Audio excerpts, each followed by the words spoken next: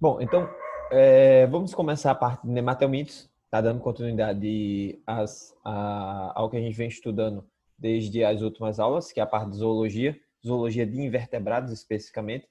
E na semana passada a gente finalizou com platelmintos, que são os vermes chatos, tá? Os nematelmintos são os vermes cilíndricos, tá? Então a gente vai ver um pouquinho da estrutura, da anatomia, da fisiologia e das doenças causadas por vermes chatos, ok? Vou desligar a minha câmera aqui e vou começar o compartilhamento de tela. Qualquer coisa, liguem o microfone, tá? E podem me perguntar, ok? Tá aparecendo full screen para vocês, tela, tudo em ordem? Áudio tá em ordem? Sim, não, talvez? Então, Tudo certo. beleza, obrigado, Flor. Então, nematelmintos, tá? Ou nematódios, tanto faz, são os vermes cilíndricos. Então, como característica, são vermes de corpo cilíndrico e afilado nas extremidades. Como eu disse anteriormente, muita gente confunde nematóide. Ah, minhoca, não é professor? Não, não é. Minhoca é anelídeo, tá? O que vai diferenciar esses indivíduos, tá? Pelo fato de terem o corpo ligeiramente parecidos, anatomicamente falando, é justamente a estruturação do corpo.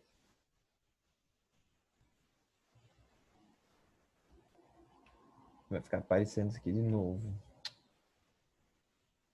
E aí, no caso dos anelídeos, tá? Eu vou ter o corpo segmentado, o corpo dividido em anéis. Tá? E o próprio nome do grupo, anelídeos. Enquanto que os vermes cilíndricos, tá? Eles têm o corpo liso, o corpo não segmentado. Então, são vermes de corpo cilíndrico, alongado e afilado nas extremidades. Podem ser de parasitas ou de vida livre, e aí a gente cai naquele mesmo probleminha que a gente falou sobre os platelmintos, tá? A parcela mais conhecida é a parcela parasita, visto que alguns são parasitas de seres humanos, e aí a gente acaba tendo um pouquinho mais de conhecimento em relação a ele por conta de o fato de estarem ligados aos seres humanos terem sido historicamente mais bem estudados. Possuem tubo digestório completo. Olha só, esse é o primeiro grupo no reino animal que vai apresentar sistema digestório completo. O que é um sistema digestório completo? É aquele que tem boca e ânus, simples assim. Até então, tá, nós tínhamos indivíduos, no caso dos poríferos, filtradores, onde células, que eram os conócitos, realizam o processo de filtração. Nos quinidários, uma única cavidade, que é a boca por onde vai entrar o alimento e vai ser eliminado os resíduos alimentares, tá? Nos platelmintos, do mesmo jeito, os platelmintos de vida livre, nós temos os indivíduos com uma única cavidade por onde o alimento entra e os resíduos alimentares saem, que é a boca. E ainda temos uma adaptação à vida parasitária dos platelmintos, que é justamente aqueles que não têm sistema digestório, que apenas absorvem os nutrientes já digeridos no organismo do hospedeiro, certo? No caso dos nematelmintos, eles já têm o tubo digestório completo, ou seja, já apresenta boca e ânus. E eles apresentam sexos separados, ou seja, são indivíduos dioicos. A gente viu que até então nós tínhamos organismos monóicos que possuíam os dois sistemas reprodutores, produziam dois tipos de gametas, evitam, logicamente, ao máximo a autofecundação, mas em um caso de necessidade, pode ocorrer a autofecundação, sim, certo? Mas aí a autofecundação acaba sendo um processo acaba sendo um último recurso utilizado, visto que ela traz pouca ou nenhuma variabilidade genética, porque o indivíduo ele vai pegar um gameta dele e fecundar com outro gameta dele. Então, acaba tendo pouca ou nenhuma variabilidade genética.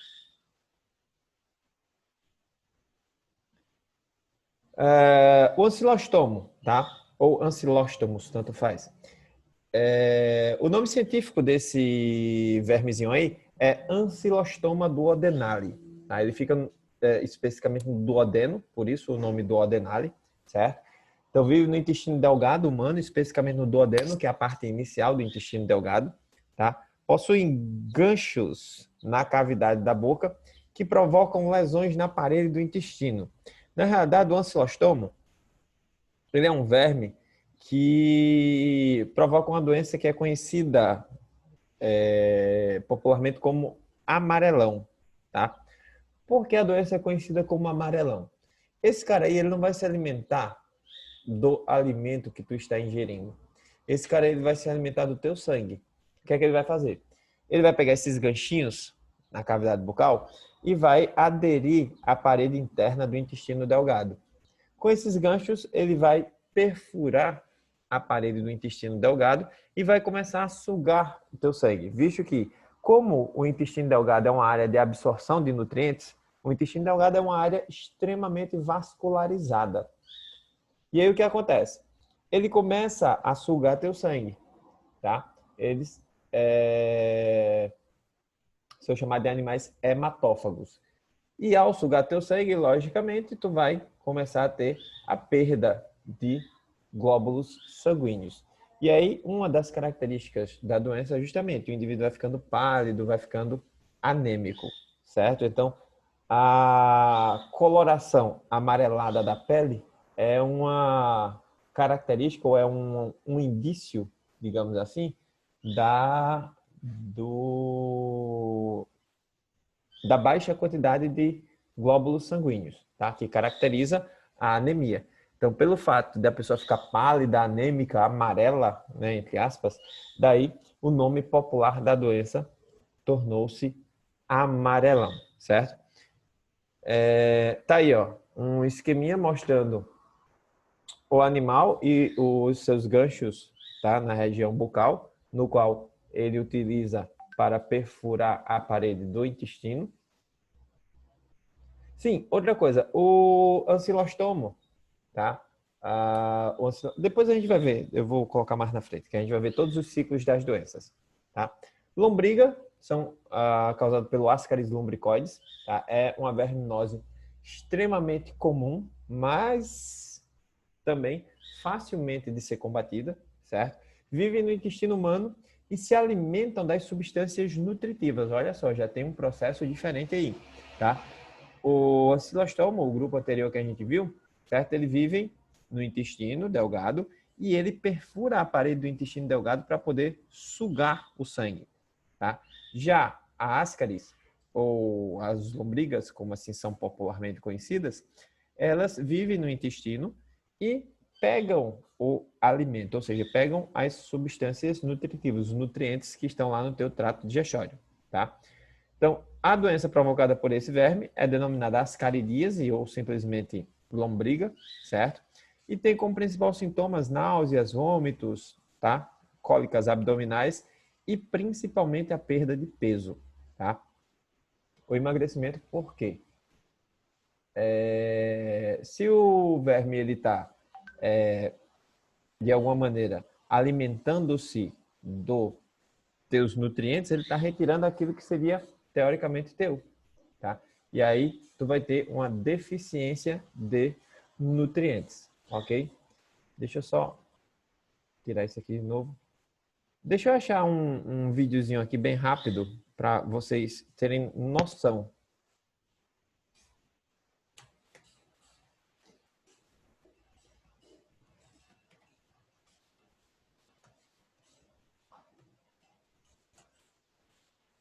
Para vocês terem noção do que é essa infestação. É uma verminose simples? É fácil de combater, muito fácil de combater. Porém, em países subdesenvolvidos, onde não se tem tanto acesso, digamos assim, a, a um sistema de saúde adequado, tá? Acaba que os indivíduos eles podem desenvolver essa doença ao ponto de gerar uma obstrução, certo? E é um negócio meio cabuloso, tá? Então vou passar um videozinho aqui para vocês. Não sei se vai sair o áudio, mas acho que vai, que no computador ele sai o áudio, certo? De uma cirurgia para fazer a remoção. Para você ver, tinha tanta ascaris no trato digestório do indivíduo que foi necessária uma cirurgia para poder realizar a desobstrução do trato digestório desse indivíduo. Tá? So here we have basically a Abre aí. bodybuilder that was complaining about some bloating and some discomfort in their stomach, and that is not spaghetti. That is definitely not pasta. Olha a quantidade de ascaris. These are tapeworms, pinworms, roundworms. Those are some like the most common worms in the United States. These worms are basically caused by high protein diet. And that's what you're seeing more commonly found in cats and dogs. It's a medical fact that they need meat to live. Biologists say that it's like maggots, you know, they're eating the waste and the garbage. And that's not how they live to survive. Commonly found in pork, fish, raw, uncooked meat, eggs, and dairy.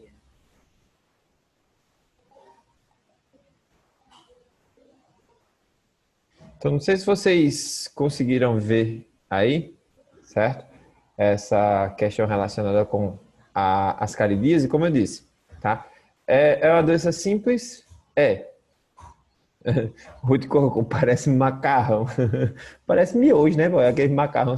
Vai ser bom na hora do almoço hoje, vocês comendo macarrão e lembrando desse videozinho aí, né? Mas, enfim. Para nós, certo? É uma verminose simples, fácil de combater, porque nós vivemos em um ambiente que a gente tem acesso a um sistema de saúde, né? Se não particular, mas público também, o nosso SUS, né? Por mais precário que seja, mas ainda dá conta do recado. E, enfim, a gente ainda consegue ter, né, acesso a um pouco mais de saneamento até em relação a essas verminoses, tá? Mas imagina um cara que vive lá nos confins da Amazônia, dentro de uma aldeia que só chega um médico lá uma vez por mês, né? E olhe quando vai. Então, essas pessoas, elas acabam tendo problemas seríssimos com algumas doenças extremamente simples, tá? Então, no caso da ascaris, tá? Você vai tomar 2 comprimidozinhos, né? Existem os comprimidos aí que são tomados e, tipo, você toma um e com uma semana toma outro, acabou, velho. Você passa um ano sem ter nenhuma verminose, né? Coisa bem simples. É simples, beleza.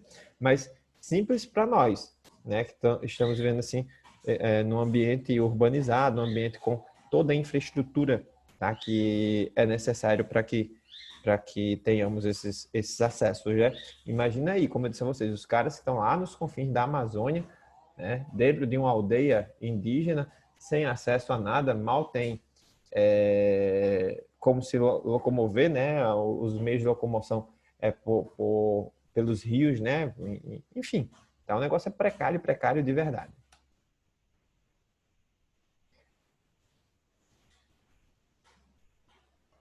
Pode-se evitar a ascaridíase lavando cuidadosamente frutas e verduras, ingerindo apenas água tratada ou fervida e usando instalações sanitárias adequadas. Então, a ascaridíase é uma doença de contração direta. Você vai ingerir os ovos do ascaris, que é eliminado junto com as fezes dos indivíduos, certo?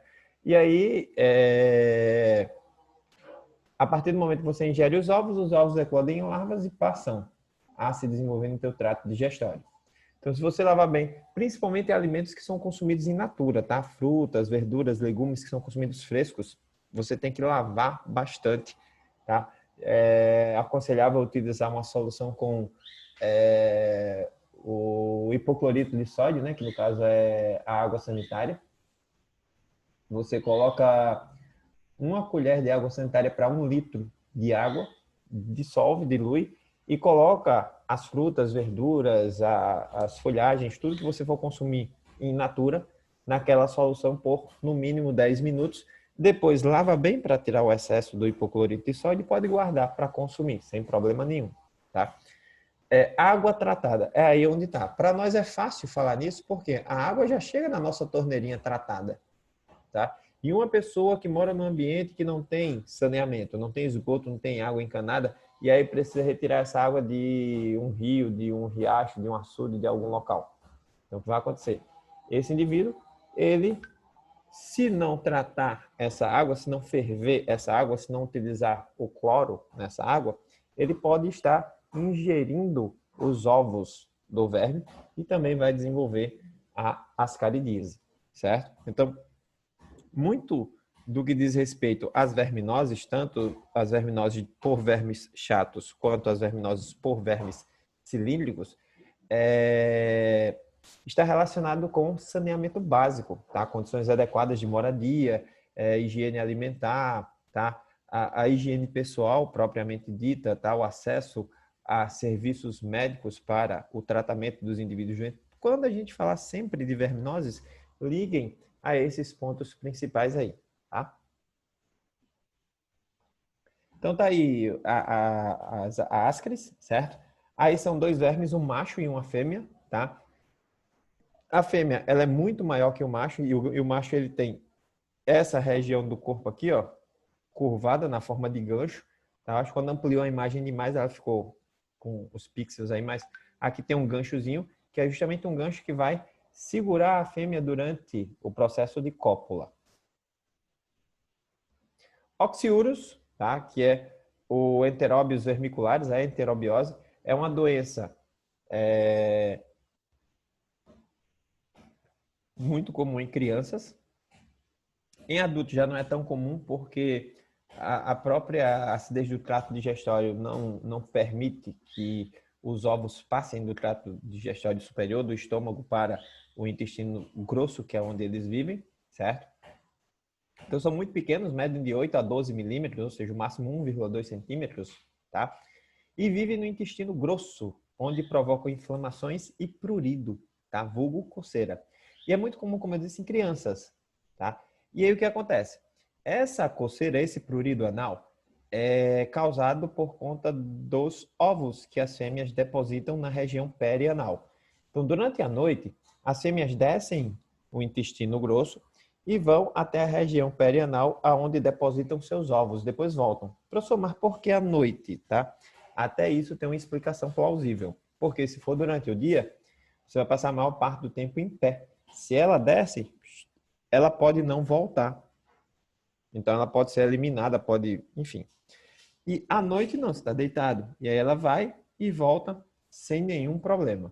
Tá? E aí põe seus ovinhos lá que rapidamente eclodem. Quando esses ovos eclodem, pequenas larvas começam a ficar meio que transitando na região perianal. E isso vai causar uma certa coceira, um prurido. E como eu disse que é muito comum em criança, criança não tem pudores, né? Vai lá, mete a mão e coça mesmo. E o que vai acontecer? Os ovinhos que ainda estão naquela área podem ficar ali na mão da criança. E a partir dali, eu posso ter dois processos. A autorreinfestação, se o indivíduo pegar alguma comida e colocar direto na boca, sem a devida higienização das mãos, ele vai estar se reinfestando. Ou se esse indivíduo tiver contato com outros indivíduos, ou seja, sei lá, vamos supor que Levi e Águida são amiguinhos desde lá sei lá, do maternalzinho, tá? E aí, Levi, ele tava com oxiuríase e não sabia, né? Mas tava dando aquelas coçadas, metia a mão lá e coçava geral, né? E Levi era muito amiguinho de Águida. Aí quando era na hora do intervalo, aí Levi chegava assim, Águida, eu gosto de tu, que tu é minha amiguinha. Aí tava com o saquinho de pipoca na mão. Aí ele pegava a pipoca e botava na mão de Águida. E aí Águida comia aquela pipoquinha. O que foi que aconteceu ali? Uma transmissão. Porque crianças, elas não têm tanto cuidado, digamos assim, com a higiene pessoal, tá? Principalmente antes das refeições, estar sempre lavando a mão, porque a gente vai levar inevitavelmente a mão à boca, certo? E aí, se tiver alguma coisa ali na tua mão, tu pode se contaminar. Então, tanto pode ter a autorreinfestação, que é justamente esse processo em que o indivíduo leva a mão à boca e se reinfesta com os ovos, tanto quando pode acontecer a transmissão de uma pessoa para outra, certo? De maneira direta, ou seja, da forma como eu falei agora, ou de maneira indireta por meio das fezes. Tá? O indivíduo vai defecar, junto com as fezes são os ovos, Os ovos podem contaminar o solo. Nesse solo pode ser cultivado algum alimento. Esse alimento vai estar contaminado com os ovos, que por sua vez vai contaminar mais alguém, tá? Aí está mostrando, né, o oxiurus, os ovinhos do oxiurus, certo? Essas setinhas aí. Eu acho que quando ampliou também mais, dá para ver ele meio pixado, ok?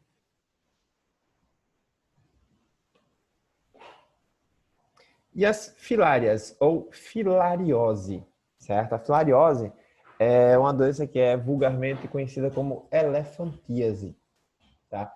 Ela é transmitida por um inseto do gênero Culex, tá? Que é o Culex pipiens, e ela é causada pela Euchereria bancroft, que é o verme chamado de filária. Esses vermes, eles vão se alojar no sistema linfático dos indivíduos, tá?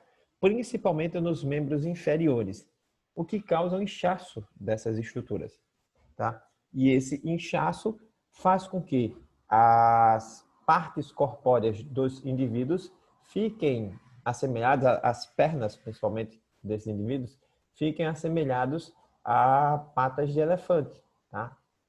E aí o termo elefantíase surgiu a partir daí, tá? Então, o termo elefantíase justamente por conta da estrutura do corpo que é atingida e o que acontece nessa estrutura do corpo, ou seja, o inchaço nos membros inferiores que dão aquela impressão de uma pata de um elefante realmente. Então, são vermes que se alojam em vasos linfáticos, como mamas e pernas, tá? Esses vermes obstruem os vasos linfáticos e dificultam o deslocamento da linfa. Com isso, a perna de uma pessoa fica muito inchada, lembrando a perna de um elefante. Daí o nome elefantíase. Então, você pode ter o termo filariose ou elefantíase. Uma pessoa adquire elefantíase quando é picada por um mosquito do gênero Culex, tá? Especificamente Culex pipiens, tá? O nome científico do inseto. E aí já é uma verminose diferente das anteriores, que todas as anteriores que a gente viu, a ascaridíase, o oxiurus, a ancilostomose, são verminoses de transmissão direta. Tá? O indivíduo ele vai contrair diretamente essa doença. No caso das filárias, ou filariose, como queiram, tá? A transmissão da doença se dá pela picada de um mosquito. Então, há aí a necessidade de um hospedeiro intermediário que também vai agir como transmissor, como vetor da doença, certo? E aí tá, ó, a perna dos indivíduos com elefantíase, ó. Aqui a perna normal do cara e aqui a perna com os vasos linfáticos totalmente obstruídos e inflamados. Ó, aqui também a perna normal do cara, aqui também a perna com os vasos linfáticos totalmente obstruídos, certo? Então,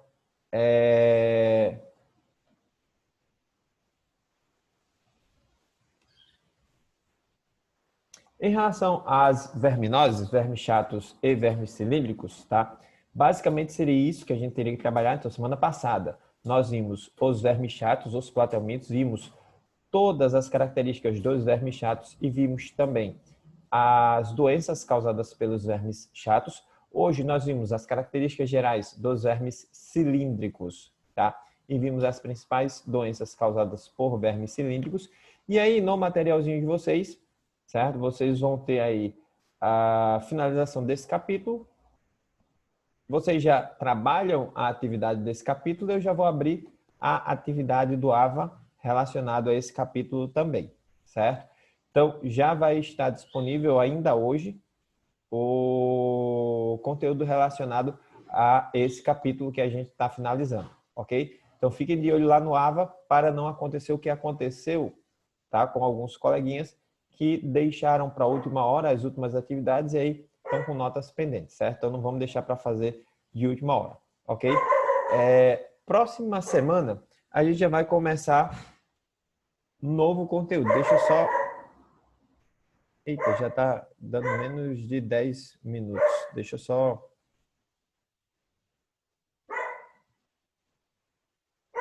Deixa eu só ver aqui uma coisinha bem rápida.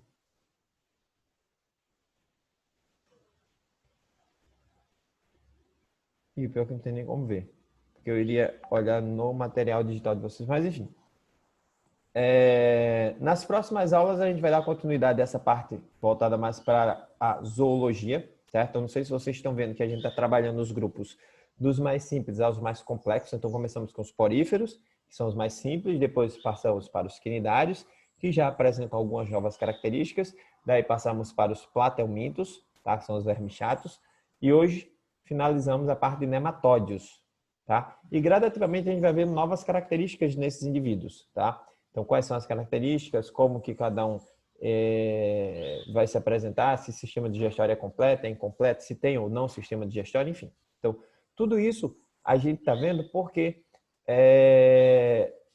lá na frente a gente vai trabalhar o contexto relacionado com anatomia e fisiologia animal comparada. E aí a gente precisa saber pelo menos as características básicas de cada grupo para poder comparar e identificar as semelhanças e as diferenças que podemos encontrar nos diferentes grupos. Até mesmo isso vai ser extremamente importante na evolução. Quando a gente vai vendo evolução, a gente vai ver, aonde surgiu o sistema nervoso?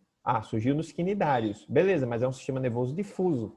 Aonde surgiu o sistema nervoso organizado? Nos platelmintos, mas é um sistema nervoso ainda simples, tá?